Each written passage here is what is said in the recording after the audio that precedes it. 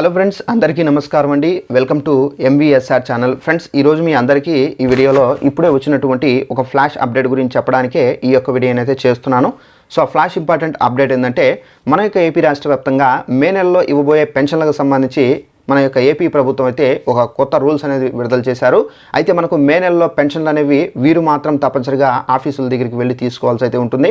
అలాగే వీరికి మాత్రం అయితే పెన్షన్ అనేది ఇళ్ళకి అయితే పంపిణీ అయితే చేయబోతున్నారు. ఎవరికి ఇళ్లకు పంపిణీ చేస్తారు, ఎవరు ఆఫీసుల చుట్టూ వెళ్ళి తీసుకోవాల్సి ఉంటుంది, దానికి సంబంధించిన పూర్తి వివరాలు తెలియజేస్తాను. అలాగే తప్పనిసరిగా ఈ ఒకటి నోట్ చేసుకోండి, మీరు ఆఫీసులకు వెళ్ళి తీసుకోవాలంటే ఈ 4 డాక్యుమెంట్స్ అనేది మీరు కంప్లీట్గా తీసుకువెళ్లాల్సి అయితే ఉంటుందండి. ఆ డాక్యుమెంట్స్ ఏంటి, దానికి సంబంధించిన పూర్తి వివరాలు మీకు ఈ వీడియోలో ఎక్స్ప్లెయిన్ అయితే చేస్తాను. ఈ వీడియో నచ్చినట్లయితే లైక్ చేసుకోండి, మన ఛానల్ సబ్స్క్రైబ్ చేసుకోండి. ప్రతి చిన్న ఇన్ఫర్మేషన్ ఆంధ్రప్రదేశ్ ప్రభుత్వానికి సంబంధించి పథకాలకు సంబంధించి తెలియజేస్తూ ఉంటాను. ఇక వివరాలు చూద్దామండి.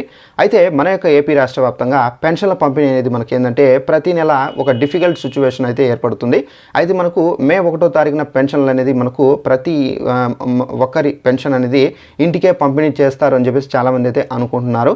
మనకు ఏప్రిల్ నెలలో ఏ విధంగా మనకు సిచ్యువేషన్ ఫేస్ చేశామో అదే సిచ్యువేషన్ మనం మే నెలలో కూడా అయితే ఫేస్ చేయాల్సి అయితే ఉందండి. అయితే మే నెలలో మనకు వీరికి మాత్రమే ఇంటింటికి పెన్షన్ అనేది పంపిణీ అయితే చేస్తారు. మిగిలిన వారు మాత్రం ఆఫీసుల దగ్గరికి వెళ్ళాలి. ఏ ఆఫీస్కి వెళ్ళాలి ఏంటి, దానికి సంబంధించి చూసుకున్నట్లయితే ఎవరైతే వృద్ధులు వితంతులు ఉన్నారో వీళ్ళు మాత్రం అంటే యాక్టివ్గా తిరుగుతూ ఉంటే కనుక మీరు తప్పనిసరిగా గ్రామ మరియు వార్డు సచివాలయం ఆఫీస్ ఉందో అక్కడికి వెళ్ళి మీరు పెన్షన్ అనేది తీసుకోవాల్సి అయితే ఉంటుందండి. అయితే మీరు పెన్షన్ అనేది తీసుకోవడానికి వెళ్ళేటప్పుడు తప్పనిసరిగా ఈ 4 డాక్యుమెంట్స్ అనేది క్యారీ చేయాల్సి అయితే ఉంటుందండి. ఆ 4 డాక్యుమెంట్స్ ఏంటంటే మీ యొక్క పెన్షన్ కార్డు అనేది తీసుకొని వెళ్ళాలి. ఒకవేళ పెన్షన్ కార్డు మీకు లేదనుకోండి, ఆధార్ కార్డు అన్నా తీసుకొని వెళ్ళాలి, లేదంటే రేషన్ కార్డు అన్నా తీసుకొని వెళ్ళాలి, లేదంటే కనుక ఇతర ఏదైనా card, voter ID card, so ఇది మీరు క్యారీ చేసుకొని తీసుకొని వెళ్ళాలి. ఎందుకంటే తప్పనిసరిగా పెన్షన్ కార్డు ఉండాలి. పెన్షన్ కార్డు ఉంటేనే వాళ్ళు మీకు పెన్షన్కి సంబంధించి ఎలిజిబుల్ అని చెప్పేసి పరిగణిస్తారు. లేకపోయినా నో ప్రాబ్లం, సిస్టంలో అయితే ఉంటుంది కాబట్టి సో మనకు ఏదో ఒకటి కార్డు అనేది ప్రూఫ్ అనేది ఉండాలి, మీ యొక్క పేరు అనేది. సో తీసుకుని పోతేనే మీకు పెన్షన్ అనేది ఇస్తారండి.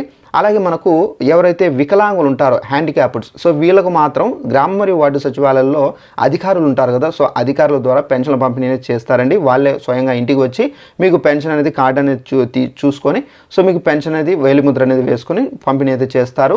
అలాగే మనకి ఏంటంటే ఈసారి కొంతమందికి వేలిముద్రలు అయితే పడడం లేదు. సో వేలిముద్రల కారణంగా ఇష్యూ అనేది జరుగుతుంది కాబట్టి సో ఎవరైతే ఐరన్ బాక్సులు ఐరన్ చేస్తూ ఉంటారో అలాంటి వాళ్ళకు, సాగలి వాళ్ళకు, నెక్స్ట్ వచ్చేసి మనకు చాలా ముసలి వాళ్ళు ఉంటారు కదా, వాళ్ళకి ఏంటంటే బయోమెట్రిక్ అనేది పడడం లేదు.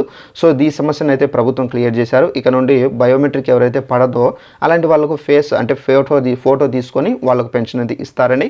సో ఈ విధంగా మనకి ఏంటంటే ఈ రూల్స్ అనేది విడుదల చేశారు. సో మనకి ఏంటంటే మే నెలలో కూడా మనం పెన్షన్లు అనేవి మనం యాక్టివ్గా ఉంటే కనుక మనము గ్రామ మరియు వార్డు సచివాలయానికి వెళ్ళాలి. లేదంటే మనం ఒకవేళ హ్యాండిక్యాప్డ్స్, వికలాంగులు ఉంటే కనుక మనకే ఇళ్ళకి పెన్షన్ తీసుకొని వచ్చిస్తారు. ఈ వీడియో నచ్చినట్టయితే లైక్ చేసుకోండి. ఇలాంటి అప్డేట్స్ మీరు తెలుసుకోవాలంటే వెంటనే ఛానల్ను సబ్స్క్రైబ్ చేసుకోండి. ప్రతి చిన్న ఇన్ఫర్మేషన్ తెలియజేస్తూ ఉంటాను.